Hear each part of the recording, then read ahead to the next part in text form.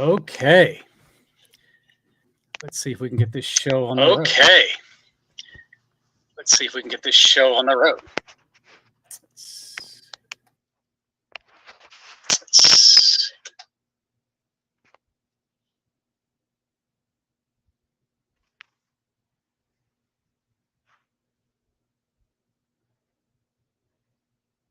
One sec, technical difficulties. One sec, technical difficulties.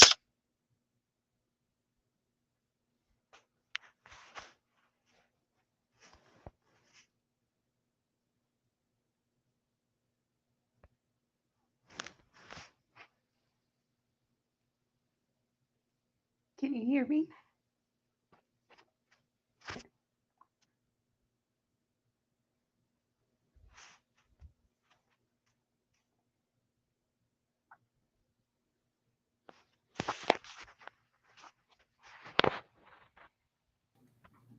Okay.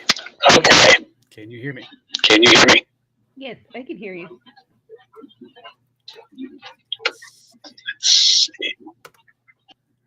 All right. Let's go ahead and get started. What we're going to talk about tonight is overcoming setbacks. And we've got a lot of eating holidays coming up. So there's a lot of chance for things to go off plan.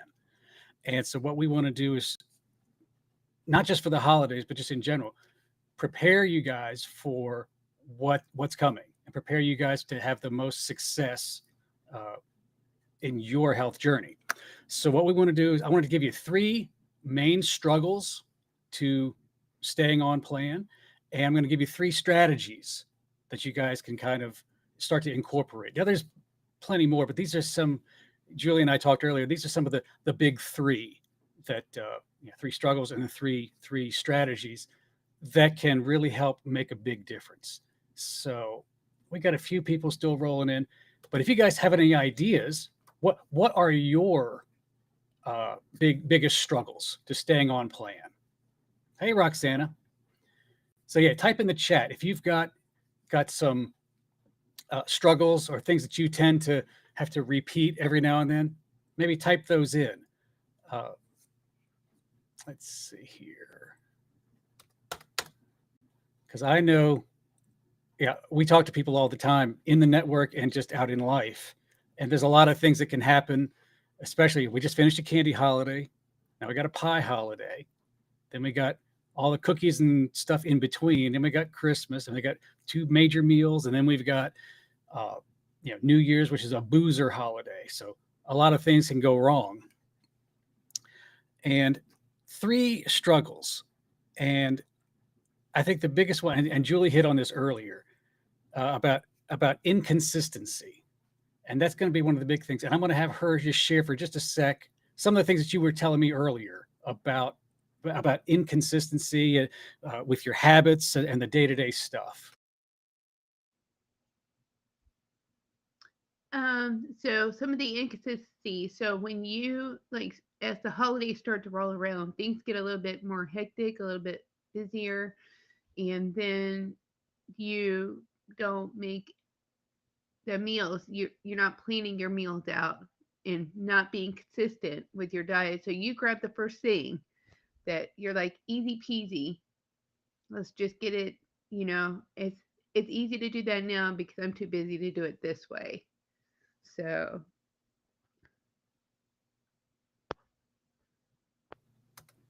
So when you say it's easy peasy and you can do it, it's kind of like what Roxana was saying. I think I deserve that. I've been a good boy. I've been a good girl. I think I should do that. And there's so many ways that obviously that could go wrong. And I took some notes here. There's several things, but one of the things is that leads to that is going to be stress. Because I'm working so good, but man, I'm going to start to justify, taking a cheat day or a cheat meal or a cheat month, because I've been working so hard, but man, life got hard too. And so stressors can be a definite player physiologically, mentally, emotionally. Everyone's go-to seems to be food. And that's one of the things we can change. Now, someone else had something here. Oh, this is good. Yeah. All inclusive resorts. I know we just got back from a cruise and it's like, oh, yeah, everything's included with the price. Go ahead, buffets for everybody. And you can start to stay on plan. You can really try to do that, but it's difficult. And you're surrounded by it, and it's so easy to get caught up in the social aspect, and especially coming up into the holidays of, well, it's Aunt Tessie's special pie. You've got to have some. You'll hurt her feelings if you don't. So it just makes it so difficult sometimes. Yeah, here, this is good too. There's just so many things that can. Oh, she hit it right on the nail on the head, Cindy. Just a taste. It's no problem. Yeah, because you deserve it. So, there's a lot of things, but stress is one. And I want to have Julie talk for a second on this too.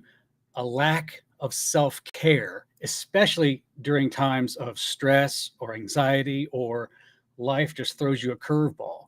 So, Julie, just speak for a few minutes on your recent experience. You don't have to go into too much detail, but just how do things and stressors in life affect your self-care? We already know it adds stress. How does it affect your self-care?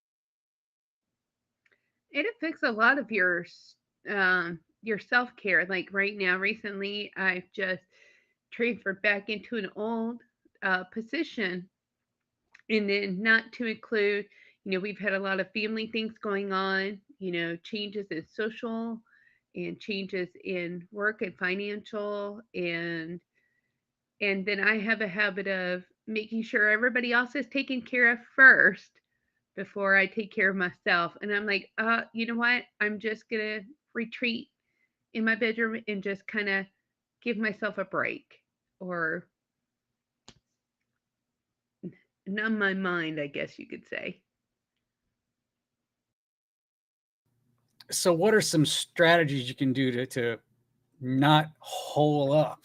How can you avoid that? What are some things maybe you could try, you can share to when you sense that starting to come on? What steps can you take, and do you take to yes, I'm going down a slippery slope. I'm going down this hole. I'm gonna grab the little vine or whatever, and I'm gonna keep from falling down into that hole. What's that little vine? What's that rope that you're hanging on to? On to. Well, like we talked about earlier, is, instead of me doing the menu planning, it's having you do the menu planning, take over that part so I don't have to worry about the meals, or having you there for support and say, you know what, as soon as you get home from work, let's go walk around the block. Let's just get some movement in. Um, and finding activities to do to keep from going down that hole. And then that way I'm actually doing self-care and making appointments and actually going to those appointments. Right. So you touched on something, about staying busy, and I know that that's a big thing. It's easy to stay busy, and there's a difference between being busy and being productive. There's a big difference there. But sometimes, you got to start somewhere. Sometimes just staying busy. I've got to go find something to do so I don't eat, so I don't go do something. So staying busy is going to be a big thing. And I just saw this comment come through, and it's just like, wow, this is so me. A taste turns into a half year binge. Can we all agree that that's easy to do? And that leads me to number two of the three, which is, one of the big hurdles, one of the struggles is thinking that you're a moderator when you should be an abstainer. Well, I got this thing knocked. I can handle this. It's just one cookie. It's not a big deal. Yeah, you should be an abstainer. Actually, and I saw some statistics. I couldn't find them in time, but there's way more people that okay, fool themselves and think that they can be a moderate. I got the willpower. They're really not. The numbers are staggering. And it was like 70% or so of the people that think they're a moderator should be an abstainer. And what does that mean? That just means that, my goodness, you're gonna eat anything and everything no matter what.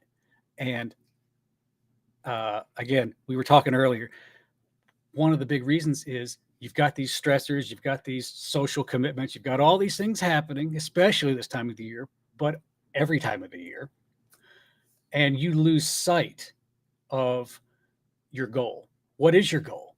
Because if you keep that front of mind, then guess what? The little thing, if that's the biggest thing you see, these little things that pop up are of no consequence, or you can just bat them away. But if all you see is the cookie and your goal is out here somewhere, then you're going to go off track very easily. And it can happen. And here's what happens. It usually does happen 1% of the time, or I'm sorry, 1 degree at a time. It's easy to get off track little by little by little by little. I saw a statistic that said if there was a ship that left somewhere in Europe and they were trying to get to North America, ended up towards the bottom of South America, all because the navigator didn't sharpen his pencil when he was drawing on his map. A little degree, a little degree, a little degree, a little degree, and you're hundreds of miles off course.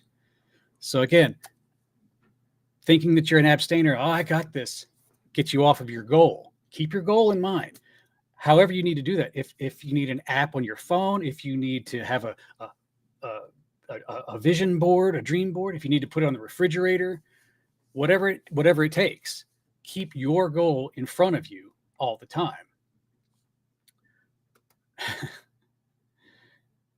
Yeah, 1 bites 2 minutes. Yeah, exactly. Now, the other thing I wanted to say was number 3. And Julie alluded to it a minute ago. No planning or bad menu planning, because as we get busier, we don't plan, and we ended up winging it, and then that's when you buy the junk food and the keto products rather than real foods, or you go out to eat all the time. Can you maybe do a little dirty keto every now and then if you're in a pinch? Sure, you can go to McDonald's and get the burger patties, or if I'm on the road, I like a double baconator with extra bacon and some cheese, no bun. That's me. But if you make a habit of that, then guess what? That becomes the norm, and then you're not getting the good nutrients. You're not getting any of the vital stuff that your body's going to be craving for. And guess what? That's going to increase more cravings for the stuff that you don't want in the first place. So menu planning, that's going to be vital. And it doesn't have to be, we've all seen the posts on social media where people have all these trays laid out and they do all these different meals. It doesn't have to be that complex. It could just be a note, a reminder in your cell phone for Sunday night. Hey, be sure and pull the chuck roast out for tomorrow. And then another reminder, hey, put the chuck roast in the Instant Pot or the crock pot. Little things like that, just to keep it going. And you have a menu planned out for the rest of the week of what you're going to have. I know tomorrow we're going to have some chuck roast. I know that on Tuesday, it might not be Taco Tuesday, but it'll be Mexican Tuesday because I got some ground beef. So we've got things planned out. Now, I forget what Wednesday was, but Thursday, I know we've got a commitment. We got to do a little bit of driving, get our daughter to a Taekwondo class. So we may have to do something on the road, but that's 1 day out of 7. So there's a lot of options there, but just rather than winging it, have a plan. Then guess what? If you got the best laid plan and you have to go off plan, at least you've got a plan to come back to. Oh, well, we something came up. It got real crazy on Tuesday. So we're not going to do Taco Tuesday tonight. We're going to do whatever we got to do. We're going to move Taco Tuesday to Wednesday or whatever. So having a plan can make a huge, huge difference in the stress level coming down. If you've got it already, you know it. You don't see these decisions for the meals that I made earlier, I made them earlier today and a little bit yesterday. So guess what? I don't have to make that decision tomorrow and Tuesday and Wednesday. It's already done. I just got to follow the plan. So a little bit of advanced planning can make a huge difference. And then again, that stumbling block, that setback of, oh, what are we gonna eat? Or anyone who's ever been in any kind of relationship knows. What are we doing for dinner? I don't know. What are we doing for dinner? I don't know. What are we doing for dinner? Back and forth and back and forth. Julie, stop smiling. But it happens. And having a plan in place is gonna alleviate a whole bunch of that. So those are kind of the big three: inconsistency in your habits, inconsistency with your meal planning, and then thinking that you're a moderator when you really should be an abstainer.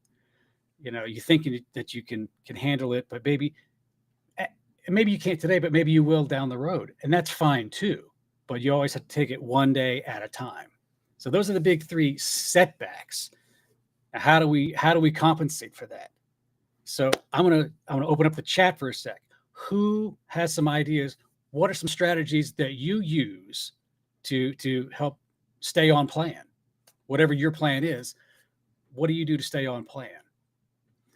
And Julie, what are some of the things that you do to stay on plan? Well, we do a couple different things. Like we create, like the hamburger patties that you made last week. You made 4 pounds of hamburger patties, and those went through quickly. It was easy to heat up. It's already been cooked, so that helps. Making bacon chips or bacon twists and having it ready to go. That's already cooked, so it's not a day of cooking, but it's a day of okay, I can warm it up real quick and eat it. So that always helps. Um, we also do, make sure that when we're having a busy, if we know we're having a busy night or a busy week, we try to plan in advance to make things easier for us to, you know, make it simple. Like last week, we ended up having a salad, and that, and we just added a bunch of meat. We didn't have much lettuce on it, but we ended up having meat, and then you can make a Big Mac salad. Take a hamburger, crumble it up, make a Big Mac salad with cheese, and then add pickles to it, and then onions, and then you've got your Big Mac salad.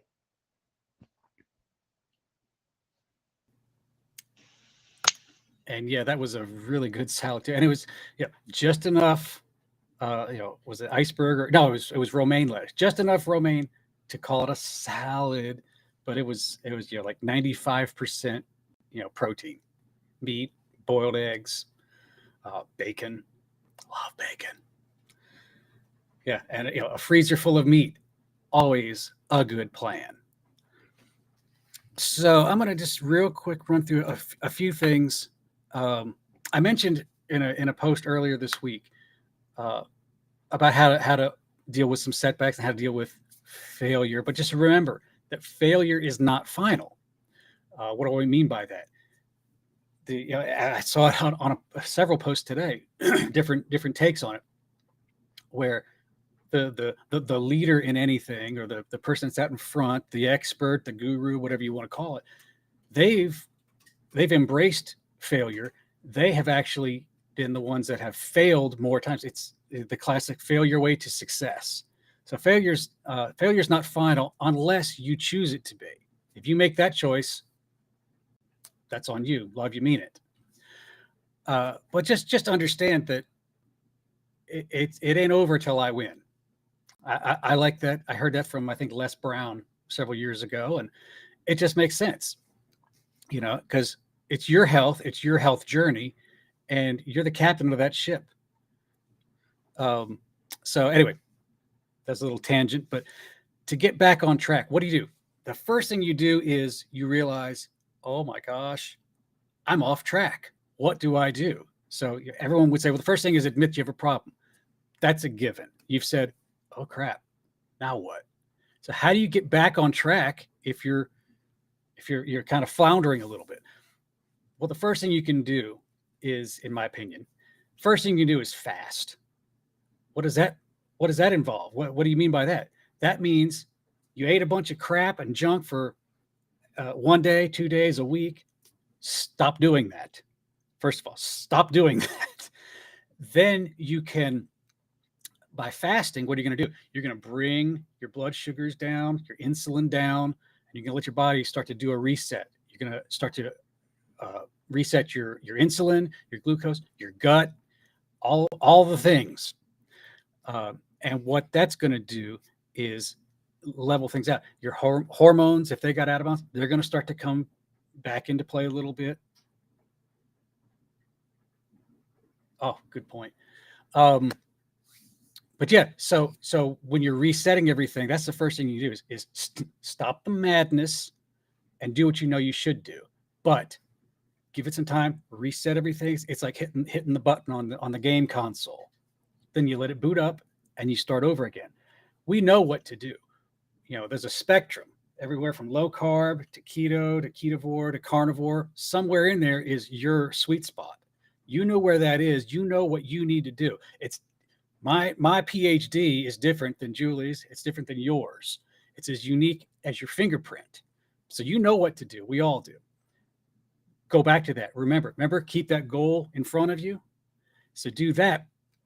And when you do that, you'll be able to start with a clean slate. That's the whole point, is starting with a clean slate. So fasting. And I had a quote, if I can find it. Where is that? And it was a really good quote. Hang on. Here we go. Yeah. Fasting helps to break all the conditioned stimuli and thus helps to reduce, not enhance, hunger. People say, I'm going to get so hungry if I fast. You actually won't. There's a lot of science to prove that. Hunger is a state of mind, not a state of stomach. And I would highly encourage anyone, if you don't have it, this book here, The Complete Guide to Fasting, Dr. Jason Fung. Excellent book. Dr. Fung, he works with Mark Sisson from Primal Health Coach Institute. Mindy Pelz, Dr. Mindy Pelz is another great expert on fasting. And that doesn't mean you have to do the longest fast on record, I think, was 382 days. We're not asking you to do that. We're saying just kind of hit the reset button. So you just take it. Yeah, you're not starting over. It's just take it for what it is.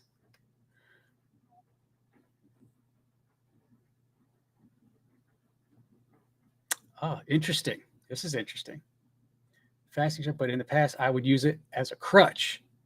So eat crap, then fast, then eat more crap. Right. You can get into that vicious cycle of it's like the light version of binge and purge. Binge on crap, purge by not eating anything. And that actually, there's another issue here, kind of a sub issue with that, with fasting and resetting. And you're resetting your gut, you're resetting your mindset to what your goal is. What am I really, always ask yourself, what am I trying to accomplish? But also you're reevaluating your relationship with food. Why did I want to eat that?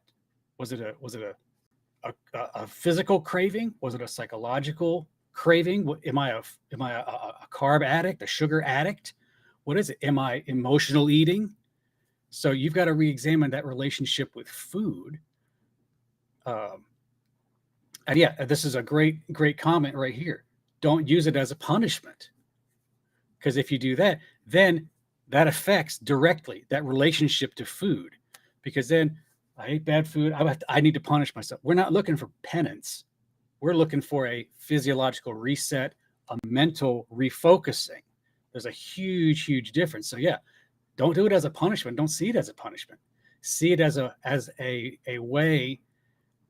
You ever remember back in grade school, back when they use marker boards now, but they had a chalkboard and they'd have all this craziness written on it, and then they'd kind of erase it, but then they'd write over it. The more they do that, it gets harder and harder to read. It happened to me. But then you'd have somebody, like maybe during lunch or recess, come in with a wet sponge, and they'd wipe the whole thing down, and it would dry off, and it's a clean slate, literal slate. It's a clean slate, and anything that they write on there now is pristine. And that's what we're doing when we say to do a short-term fast. And we're not, again, this is a short-term intermittent fast. Maybe it's just 12 hours. Maybe it's 16 hours. Whatever it is, whatever works for you. Don't go headlong into fasting if you're brand new to it. If you're not fat adapted or keto adapted, don't do extended fasts, because otherwise you could really hurt yourself. Oh, okay. I'm dating myself, am I? Okay. Well, the marker board. Let's call it a dry erase board. Everyone's a comedian. But it all comes back to your relationship with food, and we're just doing a mental and physical reset. So the strategy number 1, fasting.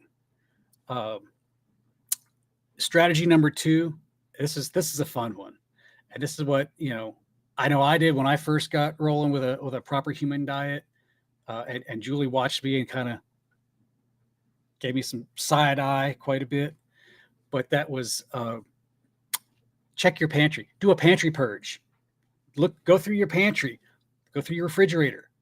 What kind, again, the 1 degree off course, what has crept back into your pantry? What has crept back into your refrigerator? Well, yeah, I had 1 little square of dark chocolate once a week as a little reward to me.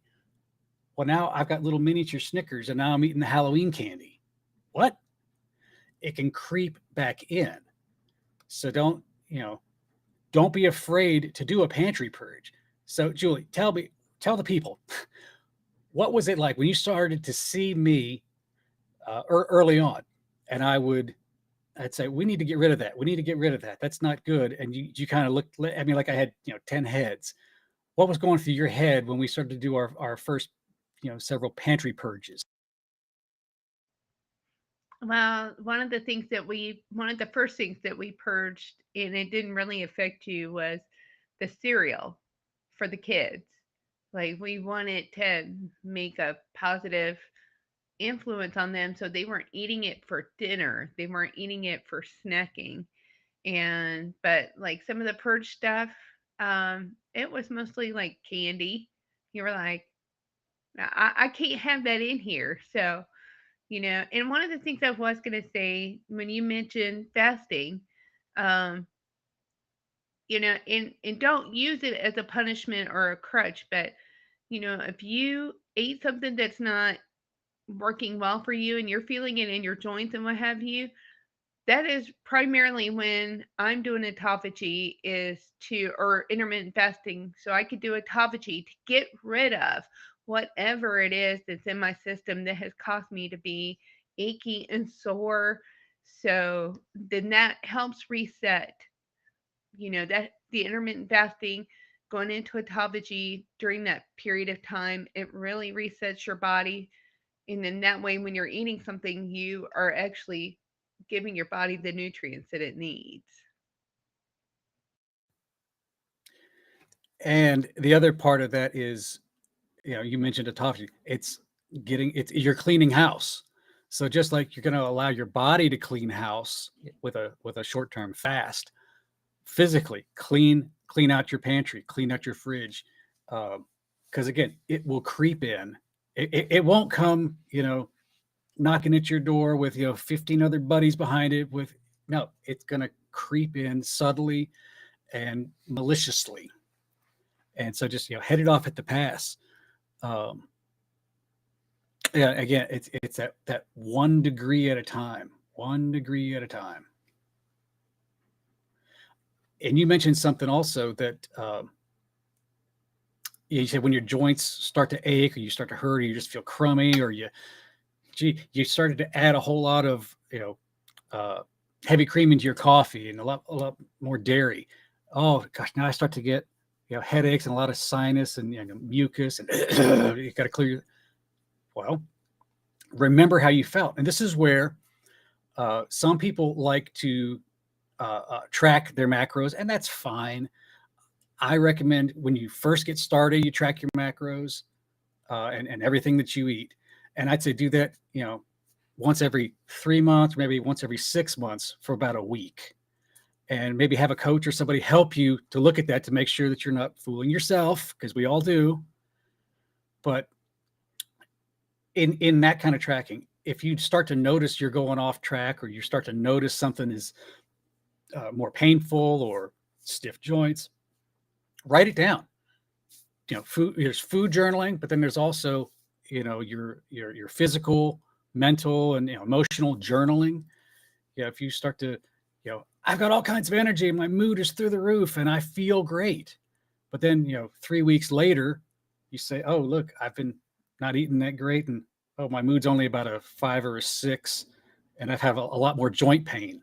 What's going on with that? So there's a lot of things to be said for just keeping track of things. I made a post earlier, and again, we've all done it, where you brush your teeth and then you drink orange juice after that. I know we don't drink orange juice anymore. I know we don't drink orange juice anymore, but we all remember what that feels like. And I recommend everyone do that once every 6 months, just to remind yourself to never do that again. So again, don't try to ignore or wash away or sweep under the rug.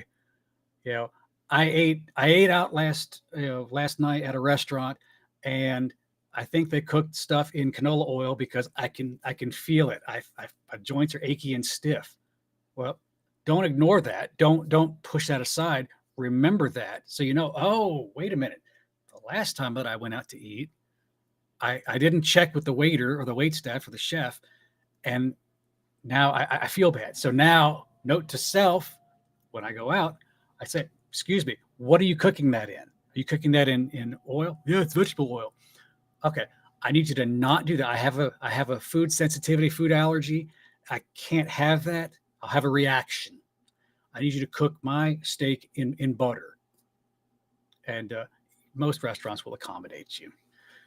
So again, that's part of the pantry purge. So strategy 1 is do a fast. Strategy number 2 is do a pantry purge and a fridge purge. And again, just like the fast is going to clean out your body, clean out the junk out of your cabinets.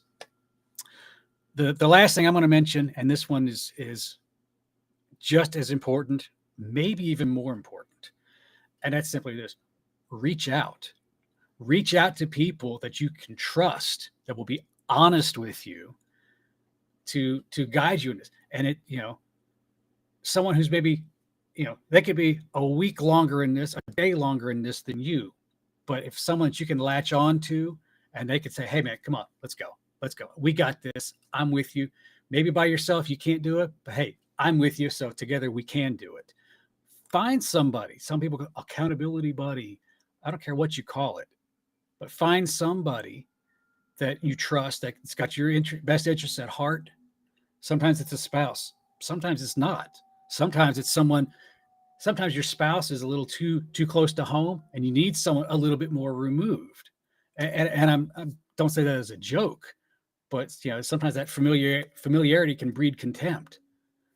Anyone have kids? Anyone ever try to tell your kids something and they won't hear it, but a teacher or an uncle or someone else tells them the exact same thing, word for word. Hey, guess what Uncle Mark told me? Okay.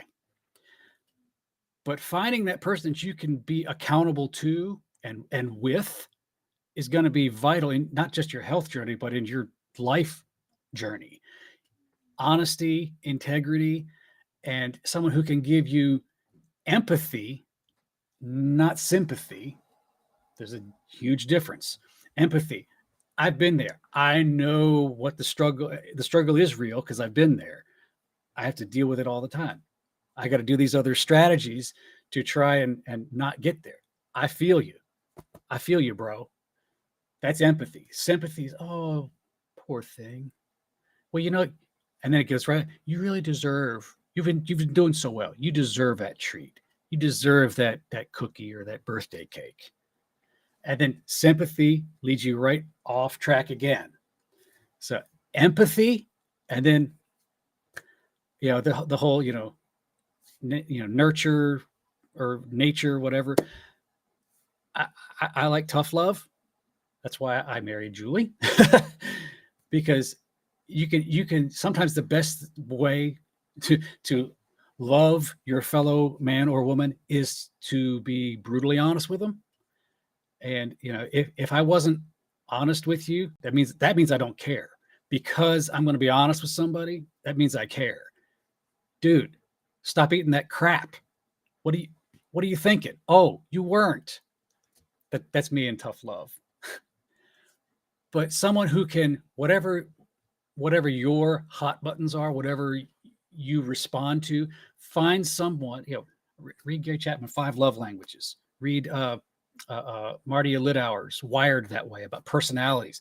Find the best ways to communicate between you and that other person, be a spouse, a best friend, whatever, health coach, doesn't matter. Find that person or those people that can communicate effectively with you, and then they can help you.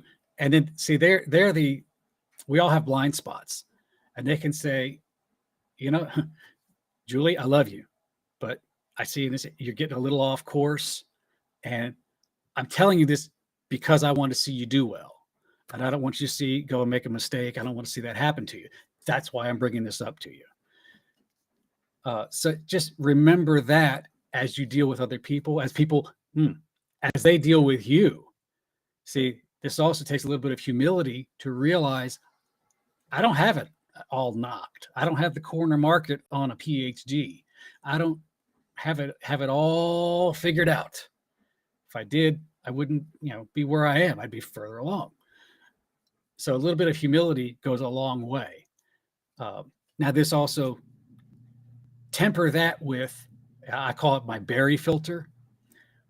Sometimes it's a very noisy space out there in this, keto carnivore space. It's so noisy, and you can get overwhelmed with not knowing what to do. There's so much out there.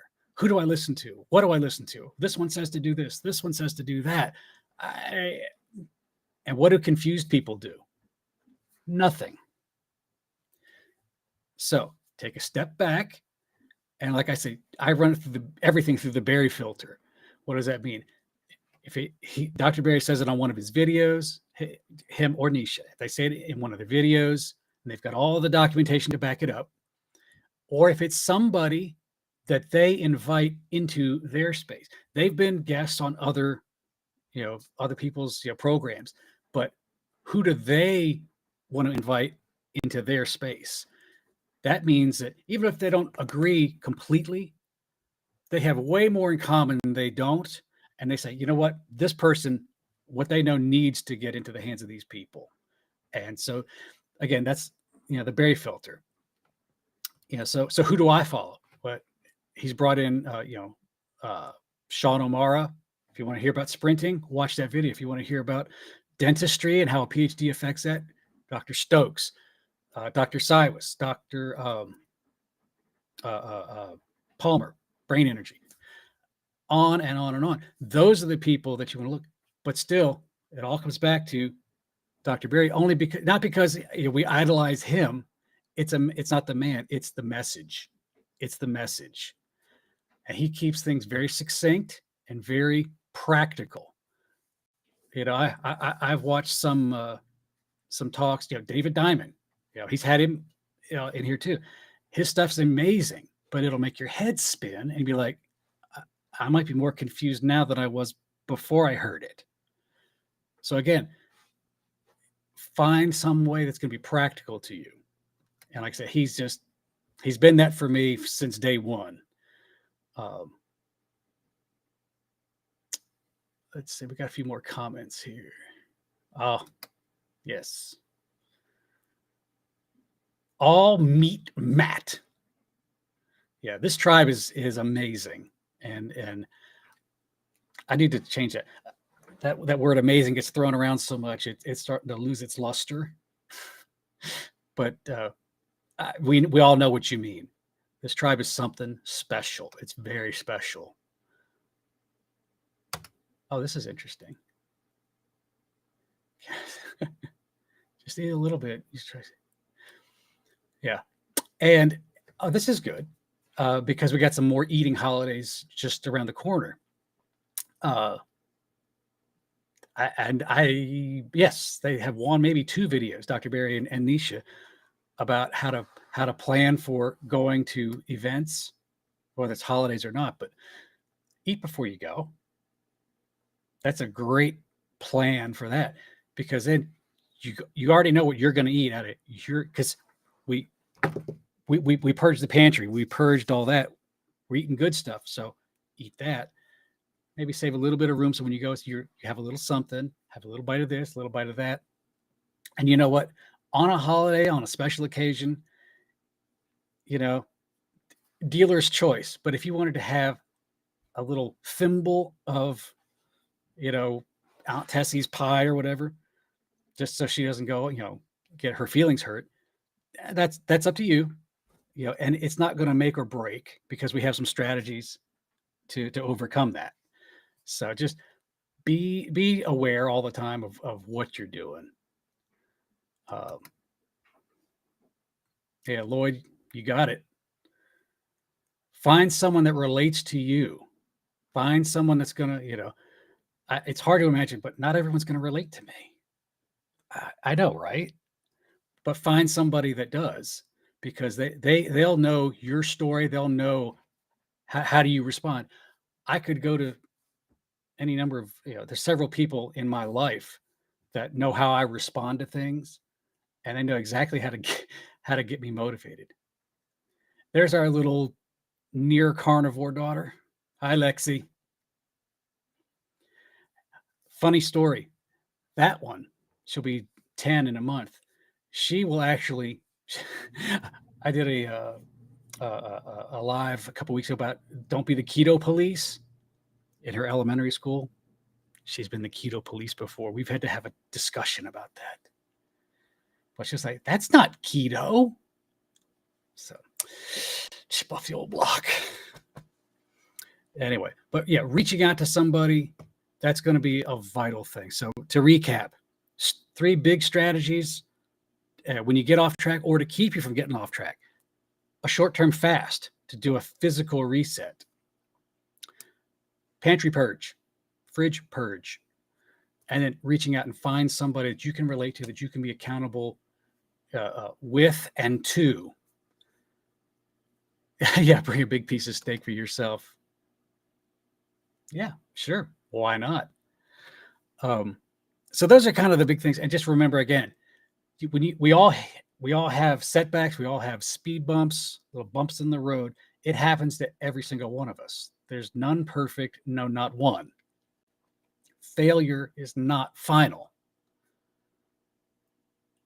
And I'm going to say yes and amen. She does. That's part of her.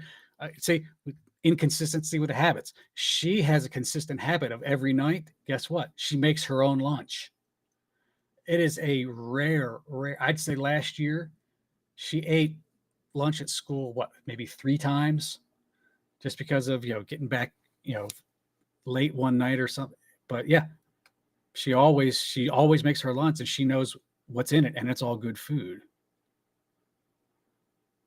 Oh, there's a good answer. Yeah, I'll have a little bit here in a minute. Yeah. And again, is it going to be the end of the world if you have a fork of pie? Unless you're really working on something at that very moment on Thanksgiving afternoon, you'll probably be okay. That's just me. Like I said, dealer's choice. Your goals are your goals, and that's where working with somebody, either on an official basis with a health coach, or just finding that battle buddy. Either one. Know what your goals are and speak your goals to that person. Let them know, so that, how can I hold you accountable to something if I don't know what your goal is? And that's where openness and transparency are going to play a big factor. So again, I'm going to plug this book again. Great book, Complete Guide to Fasting. again, we're not saying you got to become a fast. You don't have to you don't have to try and break the world record. But there are some things in here about short-term intermittent fasting, a little bit longer term, and then some extended fasting. So a lot of things in there. And without getting into all the science, there's a lot that can happen just with fasting. So let's just open it up for just a couple minutes. We got a few minutes left. Questions about what we covered, or do you have a particular struggle, things you struggle with that maybe we can, shed some insight on, or do you have a particular strategy that works for you?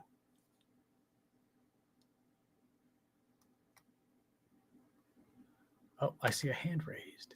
One moment. No, what I was going to say was whenever you go to a party, you could always provide a potluck dish if you wanted to. Like one of the things that we always do is meat sticks. And I've recently done, twisting bacon so it almost looks like a breadstick. And just creating things that you can have and take it with you and share it with others. Yeah, and that's we've got a Friendsgiving coming up this next weekend, and cool story, very cool story is that I've known this guy Rob.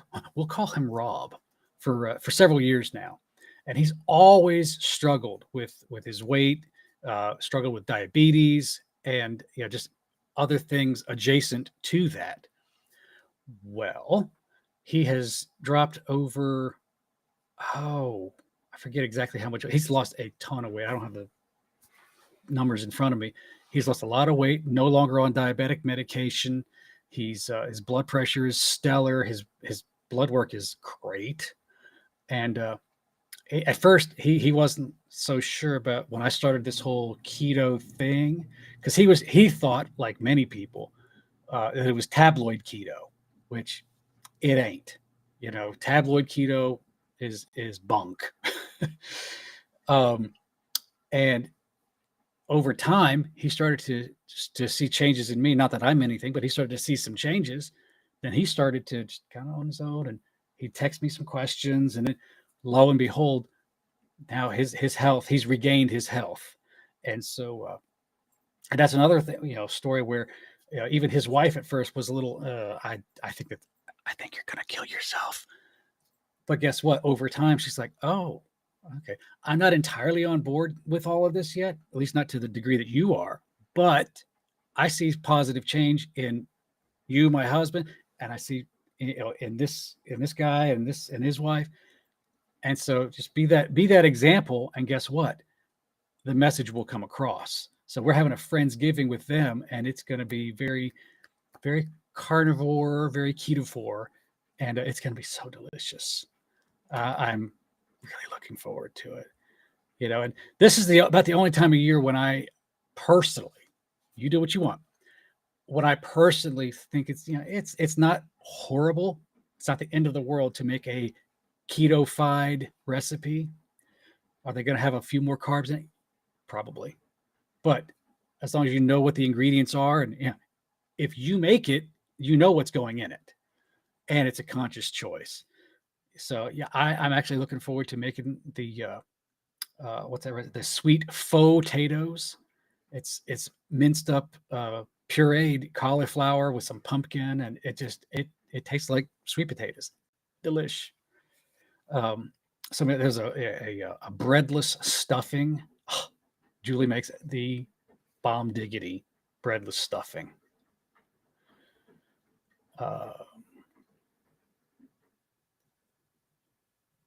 Oh, yeah. If you guys watch the news at all, you hear about meatless Mondays, and they're forcing kids to eat to abstain from meat. It's a law. That's why I don't live in New York State or California. That's just me. Oh yeah, cutting some water. Yeah, one thing a lot of people, and Dr. Barry's talked about this recently. You drink a lot of water, and people think that'll totally alleviate, oh, that'll get rid of my hunger. It gets absorbed like that. So it really makes no difference. Now, what helps with leg cramps at night? Probably magnesium, but other electrolytes. So that's one thing to watch there. Because I was talking with someone 2 or 3 days ago, and they said, I've been carnivore for I think 4 or 5 months, and things are looking good, but I still get leg cramps. And when I'm on my recumbent bike for like 50 minutes, then I'll start getting leg cramps. Well, maybe dial back the recumbent bike a little bit if it's causing some cramps. But then the big thing was, oh yeah, and I'm drinking about 120 ounces of water a day, which means, yeah, you're flushing out all the good stuff, all the electrolytes that you put in, you're flushing it out. And so then when you go and tax your muscles, it's looking for something that just ain't there. So just be aware of that. Oh, was that you? Okay, yeah. Yeah, so, dial back a little bit. Hey, if it's doc, it hurts if I do this. Well, don't do that, or don't do it as much. But the big thing in that conversation was real simple. It's like, dude, you're flushing out everything. It's think of a sink full of dishes, and you fill it up with water, and you put 3 squirts of dish soap in there. Then you pull the drain and you start forcing more water in it. Pretty soon there's going to be no soap left. So you got to make sure that you keep your electrolytes up and don't keep them up and don't flush them out. So there's my tip for the electrolytes. But anyway, well, guys, we're just about out of time. Any last parting shots? Anything that you guys can think of as far as a struggle or as a struggle or strategy?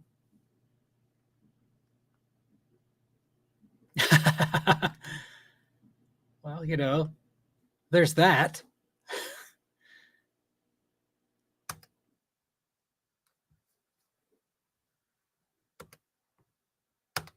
All right. Let's see here. Cool, gang. Well, with that, I hope this was helpful.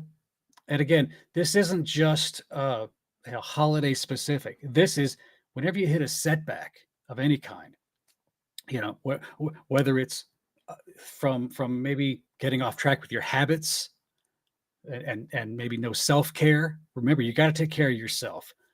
Think of when the cabin depressurizes and the oxygen mask comes down, you want to give it to your kid first.